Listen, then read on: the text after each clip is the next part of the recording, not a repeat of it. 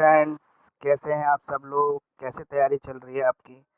तो जैसे आपको पता है सीसीएस के जो स्टूडेंट्स हैं हमारे, उनके जो है एग्ज़ामिनेशन जो है फॉर्म आ चुके हैं और बच्चों ने जो है एग्ज़ामिनेशन फॉर्म भरने भी शुरू कर दिए। अभी हमारे एग्ज़ामिनेशन फॉर्म की जो है डेट थोड़ी एक्सटेंड हो गई है, लेकिन एग्ज़ाम तो होने ही है और एग्ज़ाम मोस्ट प्रॉब्ली मुझे लग रहा है दिसंबर 20 तक शुरू हो जाएँगे और जल्दी ही हमारी डेट शीट आ जाएगी। जो आने वाला वीक है हमारा 8 दिसंबर तक, उस तक मुझे लगता है कि डेट शीट आने की पूरी संभावना है और डेट शीट आ जाएगी, हमें शेड्यूल मिल जाएगा तो हमारी पढ़ाई भी शुरू हो जाएगी।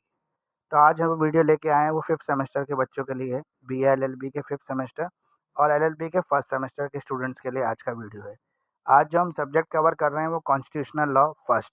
कॉन्स्टिट्यूशनल लॉ जो है 2 पार्ट में डिवाइडेड है। एक पार्ट आपका 5th सेमेस्टर में कवर हो जाता है और दूसरा पार्ट हमारा कवर होता है 6th सेमेस्टर में।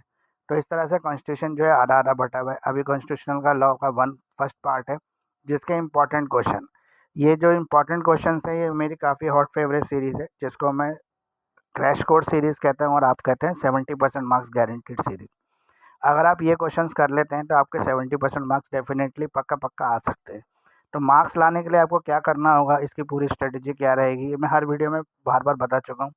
एक बार फिर से आपको बता देता हूँ कि क्वेश्चंस जो हैं मैंने दिए हैं इसमें कुल टोटल करीबन 16-17 क्वेश्चंस हैं, जिसको अगर आप कर लेते हैं तो डेफिनेटली पूरा पेपर इसमें से आपको मिल जाएगा। जो हमारा पेपर रहता है उसमें सेक्शन बी और सी, उस पे ज़्यादा फोकस रहता है क्योंकि वही हमारा मेजर पार्ट कवर करता है, मेजर मार्क्स उसी के अंदर हैं। जो हमारा सेक्शन बी है वो है हमारे पास 10 मार्कर का, जिसमें हमारे 2 क्वेश्चन अटेम्प्ट करने होते हैं यानी कि 20 मार्क्स। जो सेक्शन सी है हमारा, उसमें टोटल 5 क्वेश्चन आते हैं 20 मार्कर, जिसमें से हमें कवर करने होते हैं 3 क्वेश्चन यानी कि 60 मार्क्स। टोटल 80 मार्क्स का पेपर हमारा सेक्शन बी और सी से कवर हो जाता है। इसके बाद हम बात करें सेक्शन ए की, तो सेक्शन ए में हमारे टोटल 5 क्वेश्चन आते हैं 4-4 मार्क्स के, टोटल 20 मार्क्स का हमारा सेक्शन है। अब सेक्शन ए की तैयारी कैसे होगी? अगर ये वीडियो जो है 15-16 क्वेश्चन जो हैं आपको सेक्शन सी की तैयारी करा रहे हैं, तो बड़ा सिंपल सा आंसर है कि जो हम 15-16 क्वेश्चन तैयार करते हैं वो काफ़ी सिलेबस के पार्ट को कवर कर लेता है। तो सिलेबस का पार्ट कवर होगा तो ऑटोमेटिकली जो है सेक्शन ए भी कवर हो जाता है। तो इतना मैं आपको कह सकता हूँ कि इन्हीं क्वेश्चन में से आपको एटलीस्ट 3 क्वेश्चन, 5 में से 3 क्वेश्चन जो है सेक्शन ए के भी मिल जाएंगे। तो अगर पूरा पेपर की हम बात करें तो 80-90% पेपर जो है इन्हीं क्वेश्चंस में से आने वाला है। लेकिन फिर भी मैं कहता हूँ सेफ्टी पर्पज़ के लिए कि 20% अगर हम रिड्यूस भी कर दें तो 70% पेपर तो आपको इस वीडियो में से मिल ही जाएगा। तो 70% जो क्वेश्चंस हैं उसकी मेरी गारंटी है, लेकिन मार्क्स जो है वो क्वेश्चन से कभी भी नहीं आते हैं। मार्क्स आपके आंसर लिखने से आएंगे। एग्जामिनर क्वेश्चन होना चेक करेगा, एग्जामिनर आपके क्वेश्चन के आंसर चेक करेगा। अब आंसर्स के लिए हमारे पास क्या सॉल्यूशन है, हम कहाँ से आंसर लिखें या कैसे आंसर लिखें? तो आंसर्स के लिए मेरे पास ये है कि आप जो है बढ़िया तरीके से आंसर तैयार करें। कुछ बुक्स हैं मार्केट के अंदर जो अधिकतर स्टूडेंट ले लेते हैं, जैसे मानसी है, यूनिक है। तो मानसी और यूनिक जो है वो बिल्कुल भी सही बुक नहीं है, उससे बिल्कुल भी ना पढ़ें क्योंकि उसका कोई ऑथर नहीं है और वो कोई पब्लिकेशन हाउस नहीं है जो प्रॉपर तरीके से बुक बनाता हो। तो इसलिए आप उन बुकों को बिल्कुल भी भरोसा ना करें, उनकी लैंग्वेज भी अच्छी नहीं है, उनमें जो कंटेंट दिया है उसकी भी कोई गारंटी है नहीं। तो इसलिए उन बुक से तो बिल्कुल नहीं पढ़ना। पढ़ना है अगर आपको तो उसके बाद क्या तरीका बचता है? उसके बाद तरीका ये बचता है हम किसी बढ़िया ऑथर की बुक्स ले लें, जो हमारे सिलेबस में रिकमेंडेड है, या जो भी है जैसे कॉन्स्टिट्यूशनल लॉ की अवतार सिंह की जो बुक आती है वो काफ़ी अच्छी बुक आती है, उससे आप पढ़ सकते हैं। अगर उससे आप नहीं पढ़ना चाहते और कहना चाहते हैं कि सर अब तो एग्ज़ाम पास आ गए हैं, 15-20 दिन के लिए क्या बुक्स खरीदेंगे? तो दूसरा तरीका आपके पास ये हो सकता है इस आंसर्स तैयार करने के लिए, आप गूगल सर्च करें। गूगल पे बहुत सारे हमारे लीगल ब्लॉग्स होते हैं, जो बहुत सारे एडवोकेट्स ने बनाए होते हैं या फिर ऐसे वेबसाइट्स हैं, जो लीगल स्टैंडर्ड्स की फॉलो करती हैं। तो वहाँ से आपको इन क्वेश्चंस के आंसर मिल जाएँगे। वहाँ पे काफ़ी लेंथी आंसर होंगे, उनको आप अपने हिसाब से शॉर्ट कर लेना और ये आंसर आपको वहाँ पर अच्छे मिल जाएँगे। इसके अलावा भी बहुत सारे बच्चे हैं जो यूट्यूब से आंसर देखने की कोशिश करते हैं, लेकिन यूट्यूब के जो आंसर्स होते हैं ना काफ़ी छोटे-छोटे पॉइंट वाइज़ लिए होते हैं उन्होंने वीडियो को, प्रेज़ेंटेशन को बढ़िया करने के लिए। तो वो पॉइंट तो सही है, करेक्ट है, लेकिन उसके एक्सप्लेनेशंस तो हमें खुद लिखना पड़ता है और खुद हम उतना स्टैंडर्ड लैंग्वेज या अच्छा एक्सप्लेनेशन लिख नहीं पाएँगे। तो उसके लिए हमारे पास सॉल्यूशन क्या है? उसके लिए हमारे पास सॉल्यूशन यही है कि हम खुद अपने आंसर तैयार करें। लेकिन अगर आप वर्किंग स्टूडेंट्स हैं, आप पढ़ाई के साथ-साथ काम के साथ-साथ पढ़ाई को भी मैनेज कर रहे हैं, या हाउसवाइफ़ हैं जो घर के काम को भी देख रही हैं और साथ-साथ पढ़ाई भी अपनी कंटिन्यू कर रहे हैं, आपके पास समय कम होता है, सुबह जाते हैं जॉब पे, शाम को आते हैं, तो आपके लिए एक सॉल्यूशन है मेरे पास कि जो आंसर्स हैं वो मैंने भी एक पीडीएफ फॉर्म में जो है बना के तैयार किए हुए हैं। अब ये आंसर आपको कैसे मिल सकते हैं, इसके लिए आपको क्या करना पड़ेगा? तो मैंने वीडियो के लास्ट में जो है अपना कॉन्टैक्ट नंबर छोड़ा है, वहाँ पे आप मुझे व्हाट्सएप कर सकते हैं, कॉल भी कर सकते हैं पर कॉल से थोड़ा-सा बचें। व्हाट्सएप करें। व्हाट्सएप करने का बेनिफिट ये होता है कि जब भी मैं फ्री होऊँगा तुरंत आपके को रिप्लाई कर दूँगा। कॉल कई बार नहीं पिक कर पाते, कहीं बिज़ी होते हैं, कई बार कोर्ट में होते हैं। तो इसलिए आप जो है मुझे व्हाट्सएप पे मैसेज करें, जहाँ पे आपको पीडीएफ मिल जाएगी और वो पीडीएफ काफ़ी रीज़नेबल रेट पर है। अब ये रीज़नेबल रेट क्यों है, फ्री क्यों नहीं है पीडीएफ? कई स्टूडेंट्स के ये भी सवाल होते हैं। तो फ्री पीडीएफ तो मैं दे नहीं सकता हूँ, क्योंकि मेरा भी अपनी फैमिली है, मेरा भी जब यही प्रोफ़ेशन है टीचिंग, तो मुझे भी कुछ थोड़ी बहुत अर्निंग चाहिए। तो मैंने काफ़ी रीज़नेबल प्राइस रखा है, एक मार्जिनल कॉस्ट आपसे लिए, कोई ज़्यादा इसमें प्रॉफ़िट वाला कोई रीज़न है नहीं। तो इसलिए आज ये वीडियो को हम शुरू करते हैं constitutional law BA LLB 5th semester के स्टूडेंट्स के लिए। तो स्टूडेंट चलिए वीडियो को शुरू करते हैं, देखते हैं वीडियो कितना इन्फॉर्मेशनल रहने वाला है और आपको कितनी हेल्प मिलने वाली है। तो कमेंट लिख के ज़रूर बताएं कि इसमें से कितना % पेपर जो है एग्ज़ाम में आया और आपको कितनी हेल्प मिली वीडियो से, या आप पहले से मेरे साथ जुड़े हुए हैं तो कमेंट सेक्शन में ये भी लिख कर बताएं कि हर बार आपको कितनी हेल्प मिलती है वीडियो से। तो आज जो हम वीडियो शुरू कर रहे हैं वो हमारा है एजुकेटर ऑफ दिल्ली, जो है कॉन्स्टिट्यूशनल लॉ 1, जो बीए एलएलबी 5th सेमेस्टर के सिलेबस को कवर करता है और एलएलबी 1st सेमेस्टर के सिलेबस को कवर करता है। इसमें जो पहला क्वेश्चन है हमारा वो है, explain the protection in respects of the conviction for offences provided under article 20 of the constitution. जो आर्टिकल 20 है कॉन्स्टिट्यूशन का, उसके अंदर जो कन्विक्शंस का प्रोविंसेस दे रखा है उसको आपको यहाँ पे एक्सप्लेन करना है कि किस तरह से प्रोटेक्शन मिल सकती है ऑफेंडर्स को भी। क्वेश्चन नंबर 2 जो हमारा, culture educational rights of minorities, minorities के कल्चरल राइट्स, एजुकेशनल राइट्स क्या हैं। इसके अलावा क्वेश्चन नंबर 3 जो है, discuss the right against exploitation given in the constitution of India. Constitution of India में जो हमें फंडामेंटल राइट दिया, राइट्स अगेंस्ट एक्सप्लॉयटेशन, इसको एक्सप्लेन करना है आपको।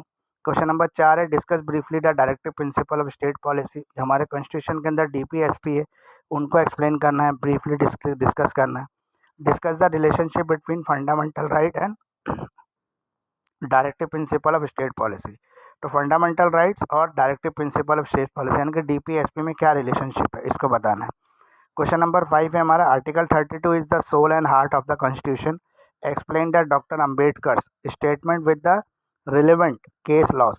What remedies can be enforced under the article 32 of the constitution of India. Right to constitutional remedies भी कहते हैं इसको। तो ये काफ़ी इंपॉर्टेंट क्वेश्चन है और अधिकतर एग्जाम में ये पूछा जाता है, और कॉन्स्टिट्यूशन का सबसे इंपॉर्टेंट पार्ट भी है आर्टिकल 32, जो आपके फंडामेंटल राइट्स को प्रोटेक्ट करने का काम करता है। क्वेश्चन नंबर 6 है हमारा, discuss the provision related to protection of life and personal liberty in article 21 of the constitution of India. जो कॉन्स्टिट्यूशन ऑफ इंडिया का आर्टिकल 21 है, जो अनदर फंडामेंटल राइट है, protection of life and personal liberty, इसको आपको discuss करना है। जो भी इसका प्रोविजंस है, जो भी इसका प्रोसीजर लॉ में हमारा दे रखा है कॉन्स्टिट्यूशन लॉ में, उसको पूरा आपको डिटेल के साथ एक्सप्लेन करना है। State how the provisions can be implemented, ये गलती से कैब हो गया, क्या नहीं है, provisions can be implemented judicially, provisions को कैसे आप जुडिशली इम्प्लीमेंट कर सकते हैं। तो ये टोटल 6 क्वेश्चन जो है स्लाइड में हमने कवर किए हैं। इस सभी इंपॉर्टेंट क्वेश्चन के जो आंसर्स हैं वो मेरे पास अवेलेबल है एक रीजनेबल प्राइस पर। आप बढ़िया आंसर लिखोगे तो बढ़िया मार्क्स भी आपको मिलेंगे। तो आइए नेक्स्ट स्लाइड की तरफ चलते हैं और देखते हैं नेक्स्ट स्लाइड्स में हमारे पास क्या है। तो एजुकेटर ऑफ दिल्ली जो है कॉन्स्टिट्यूशनल लॉ 1 के इंपॉर्टेंट क्वेश्चन आपके लिए लेके आया। बी एलएलबी 5th सेमेस्टर के स्टूडेंट्स के लिए वीडियो है और एलएलबी 1st सेमेस्टर के स्टूडेंट्स के लिए। हमें क्वेश्चन नंबर जो 7 है, discuss the provisions related to protection of life and personal liberty in article 21। Article 21 के अंदर जो protection of life and personal liberty है, फंडामेंटल राइट जो है कॉन्स्टिट्यूशन ऑफ इंडिया जो हमें ग्रांट करता है, उसके प्रोविजंस को आपको यहाँ पे एक्सप्लेन करना है। ये गलती से क्वेश्चन जो है 2 बार हो गया है, तो एक ही क्वेश्चन है, गलती से 2 बार लिख गया। क्वेश्चन नंबर 8 जो है, discuss the constitutional rights of freedom of religion in India. Freedom of religion का जो राइट्स है हमारे पास, जो कॉन्स्टिट्यूशन हमें राइट देता है, उसको डिस्कस करना है। Whether one is free to induce the conversation of other to his own faith. तो एक व्यक्ति जो है वो फ्री भी है अपने रिलीजन को चेंज करने के लिए, वो चाहे तो अपना धर्म बिना किसी प्रेशर के बदल सकता है। क्वेश्चन नंबर 9 जो है, what is freedom of speech and expression. Freedom of speech and expression क्या है, state the reasonable reactions and explain with relevant case laws. तो रीजनेबल रिस्ट्रिक्शंस के साथ, केस लॉज के साथ आपको इसको एक्सप्लेन करना है। Freedom of speech and of press lies at the root of all democratic organisation. सभी डेमोक्रेटिक ऑर्गेनाइजेशन की जो रूट्स होती हैं वो फ्रीडम ऑफ स्पीच के साथ जुड़ी हुई हैं। आपको इसको एग्जामिन करना है लीडिंग केसेस के साथ।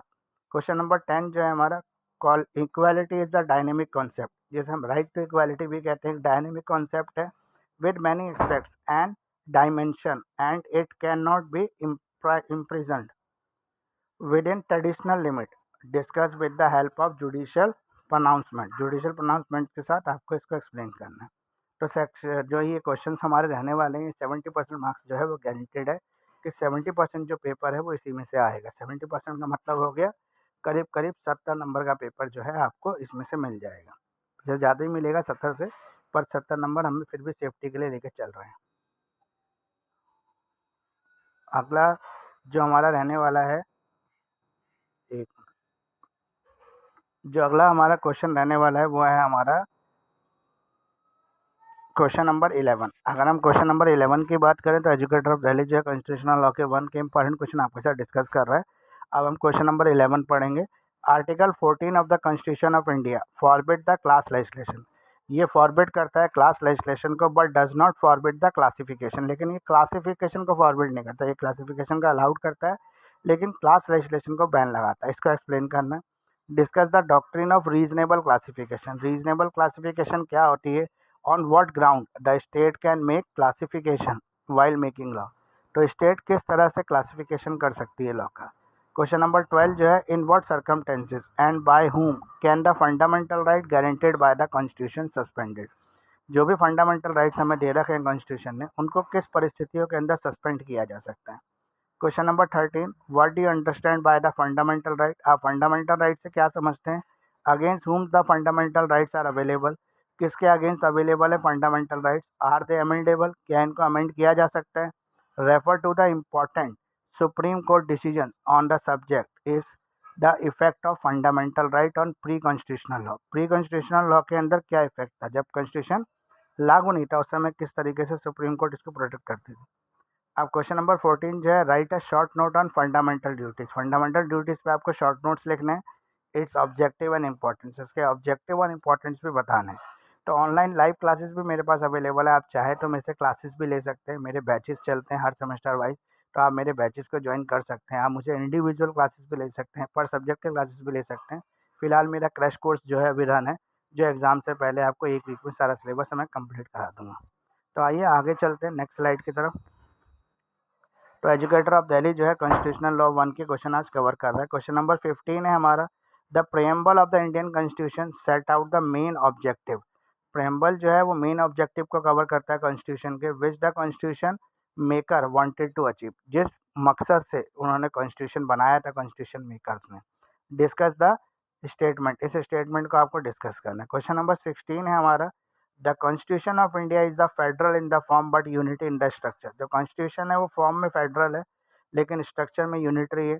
डिस्कस करें इसको। As compare to other federal constitution what are the distinct features of the constitution of India. अगर हम दूसरे कॉन्स्टिट्यूशन से कंपेयर करें तो फेडरल जो है हमारा इंडियन कॉन्स्टिट्यूशन, वो उसके फेडरलिज्म किस तरह से अलग है, इसको डिटेल में हमें लिखना है। Describe the characteristics of the federal constitution. Federal constitution के कैरेक्टरिस्टिक्स क्या हैं ये बताना है। Do you consider the constitution of India is federal. क्या आप ये कंसीडर करते हैं कि हमारा जो कॉन्स्टिट्यूशन है वो यूनिटरी नहीं है, फेडरल है। उसके रीजन देने अपने आंसर के। The Indian constitution establish the system of government which is almost a quasi federal features. जो इंडियन कॉन्स्टिट्यूशन के जो सिस्टम ऑफ गवर्नमेंट है वो क्वासी फेडरल फीचर्स के साथ है, rather than the federal state. ये प्रॉपरली प्योरली फेडरल नहीं है। विथ सब्सिडरी यूनिटरी फीचर्स, में सब्सिडरी यूनिटरी फीचर्स भी हैं, इसको एक्सप्लेन करना है। ये हमारे टोटल 16 क्वेश्चन अभी कवर हो गए। लास्ट 17वां क्वेश्चन, वैसे अगर मेरी सीरीज थोड़ी सी गलत हो गई तो एक क्वेश्चन 2 बार लिख गया, टोटल 16 ही क्वेश्चन है इसमें। इस वीडियो में टोटल 16 ही क्वेश्चन है। तो discuss the salient features of Indian constitution. Indian constitution के जो साइलेंट फीचर्स है वो आपको यहाँ पे बताने। टोटल आज के वीडियो में हमने 16 क्वेश्चन कवर कर लिए। इन 16 क्वेश्चन को अगर आप अच्छी तरीके से करके जाते हैं एग्जाम देने के, तो डेफिनेटली आपके बहुत अच्छे मार्क्स आ सकते हैं। और अच्छे मार्क्स आने का मतलब है कि आप जो है यूनिवर्सिटी के टॉपर भी बन सकते हैं, क्योंकि हम देखें अगर सीसीएस यूनिवर्सिटी का रिकॉर्ड रहा है कि 70% में टॉपर बन जाता है। तो इतने क्वेश्चंस करने के बाद अगर आप टॉपर बनते हैं तो काफ़ी वीडियो आपके लिए हेल्पफुल रहने वाला है। स्पेशली जो मेरा मकसद रहता है वो वर्किंग स्टूडेंट्स के लिए रहता है, क्योंकि वर्किंग स्टूडेंट्स के पास समय थोड़ा सा कम होता है पढ़ने के लिए। परिस्थितियाँ, जिम्मेदारियाँ उनके पास ज़्यादा होती हैं और वो ज़्यादा कठिन परिस्थिति में पढ़ाई करते हैं। तो उनको अगर कुछ ऐसी हेल्पफुल डोज मिल जाती है तो उनके लिए काफ़ी आसान हो जाता है। तो वर्किंग स्टूडेंट्स, जो हाउस वाइफ्स हैं उनके लिए, जो ऐसे बच्चे हैं जो अपना बिजनेस करते हैं उनके लिए ये वीडियो काफ़ी हेल्पफुल होने वाला है। जो जॉब करते हैं, जॉब के वर्किंग आवर उनके ऐसे है सुबह 9 बजे जाना है और शाम को 8 बजे घर आते हैं, फिर थक जाते हैं, पढ़ने का थोड़ा कम मन करता है, तो उनके लिए काफ़ी हेल्पफुल रहने वाला है वीडियो। वो इतना भी कर लेंगे तो अच्छी तरह से अच्छे नंबरों से पास हो सकते हैं। 70% मार्क्स की जो है वो गारंटी रहती है मेरी। और आप कमेंट लिख के बता भी सकते हैं कि अब तक 4th सेमेस्टर तक वीडियो कितने हेल्पफुल रहे हैं आपके लिए, अगर आप पहले से जुड़े हुए हैं। अगर आप नए जुड़े हैं मेरे चैनल पे, अभी-अभी आए हैं, तो मेरा आपसे रिक्वेस्ट है कि आप आज ही मुझे सब्सक्राइब कर लें, लाइक कर लें और बेल आइकन को भी दबा दें। क्योंकि बेल आइकन दबाने से बेनिफिट आपको ये होगा कि जैसे ही मेरा वीडियो आएगा तुरंत आपको नोटिफिकेशन मिलेगा, आप तुरंत आप उसका फ़ायदा उठा सकेंगे। बिल्कुल भी समय ख़राब नहीं होगा आपका। तो स्टूडेंट्स आप पढ़ना शुरू कर दो। स्ट्रैटेजी वीडियो भी मैं जल्दी ही लेके आऊँगा कि स्ट्रैटेजी किस तरह से बनानी है।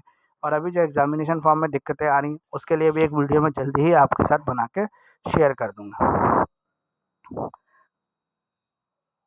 अब जो हमारा लास्ट पेज रहने वाला है, वो है एजुकेटर ऑफ दिल्ली जो है आज जो वीडियो आपके लिए लेके आया था, वो BA LLB 5th सेमेस्टर और LLB 1st सेमेस्टर के स्टूडेंट्स के लिए था। ये कॉन्स्टिट्यूशनल लॉ को हमने आज कवर किया। तो प्लीज़ लाइक करें, शेयर करें, सब्सक्राइब करें हमारे यूट्यूब चैनल को और प्रेस कर दें बेल आइकन को। आप मुझे मेरे इंस्टाग्राम पर भी फॉलो कर सकते हैं। मेरा इंस्टाग्राम आईडी है एजुकेटर ऑफ दिल्ली के नाम से। आप चाहें तो मुझे फेसबुक पर भी लाइक कर सकते हैं। फेसबुक आईडी है मेरा एजुकेटर ऑफ दिल्ली के नाम से। BLLB और LLB all subject notes PDF with detail explanation in easy language. मेरे पास जो है BLLB और LLB के सभी सब्जेक्ट के नोट्स PDF अवेलेबल है, जिसमें डिटेल एक्सप्लेनेशन के साथ मैंने हर चीज़ को अपनी लैंग्वेज के अंदर इजी लैंग्वेज में उसको लिखा हुआ है। आप उसको पढ़ेंगे तो आपको खुद ही पता लगेगा लैंग्वेज कितनी ईजी है। ये सारे नोट्स जो है मैंने खुद अपनी जब BLLB कंप्लीट की थी पढ़ते हुए, मैंने ये सारे नोट्स जो है तैयार किए थे और वही नोट्स मैं आपको शेयर कर रहा हूँ। तो ये नोट्स मेरे भी काफ़ी फ़ायदे रहे और मैंने उस समय काफ़ी रिसर्च की थी इन नोट्स को बनाने के लिए। उस रिसर्च का आप बेनिफिट ले सकते हैं। साथ में जो है मेरी जो लाइव क्लासेस चलती हैं उनके रिकॉर्डेड वीडियो लेक्चर्स भी अवेलेबल है। आप चाहें तो डिटेल एक्सप्लेनेशंस के साथ वीडियो लेक्चर्स भी ले सकते हैं। वीडियो लेक्चर्स और PDF अगर दोनों मिल जाती हैं तो पढ़ाई और अच्छी तरीके से हो सकती है। तो आपको अगर किसी भी तरह की हेल्प की ज़रूरत है, किसी तरह की कोई क्वेरी करनी है, आप मेरे व्हाट्सएप ग्रुप से भी जुड़ सकते हैं। मेरा एक व्हाट्सएप ग्रुप भी है एजुकेटर ऑफ दिल्ली के नाम से। उस ग्रुप में ऐड होने के लिए मैं लिंक जो है डिस्क्रिप्शन बॉक्स में दे दूँगा। आप वहाँ से मेरे जो है व्हाट्सएप ग्रुप को ज्वाइन कर सकते हैं। जल्दी ही मेरा जो है व्हाट्सएप चैनल भी मैं लॉन्च करने जा रहा हूँ ताकि आपको और तरह भी इन्फॉर्मेशनल वीडियो मिलती रहें। तो व्हाट्सएप ग्रुप से जुड़ने के लिए, मुझसे जुड़ने के लिए आप 9811948855 पर मैसेजेस कर सकते हैं, ईमेल कर सकते हैं मुझे। मेरा ईमेल आईडी है krat29.mukesh@gmail.com। इसके साथ आप मुझे इंस्टाग्राम पर भी मैसेजेस कर सकते हैं, फेसबुक पर भी मैसेज कर सकते हैं और भी किसी चैनल के थ्रू आप मेरे से जुड़ सकते हैं। तो कैसा लगा वीडियो आपको ये ज़रूर बताएँ, कमेंट ज़रूर करें। अपने जितने भी आपके व्हाट्सएप ग्रुप हैं कॉलेज के, उनमें ये शेयर कर दें ताकि अधिक से अधिक बच्चे इसका फ़ायदा उठा सकें। इवन स्पेशली जो आपके वर्किंग स्टूडेंट जो आपके फ्रेंड हैं उन तक ये वीडियो पहुँचा दें ताकि वो इस वीडियो का पूरा लाभ उठा पाएँ। तो वीडियो कैसा लगा आपको? वीडियो कितनी हेल्प दे रहा है आपको? ये सीरीज़ कितनी वेटेड है आपके लिए? कितना आप वेट करते हैं इसके लिए? ये सीरीज़ का इंतज़ार आपको क्यों रहता है? ये कमेंट लिख के ज़रूर बताएँ क्योंकि आपके कमेंट ही हमें मोटिवेट करते हैं और वीडियो बनाने के लिए, नए वीडियो लाने के लिए। साथ में हमारे सब्सक्राइबर अगर बढ़ते हैं तो हमें और मोटिवेशन मिलता है नए-नए वीडियो बनाने के लिए। तो थैंक यू फ्रेंड्स इतना समय देने के लिए, एजुकेटर ऑफ दिल्ली को इतना प्यार देने के लिए।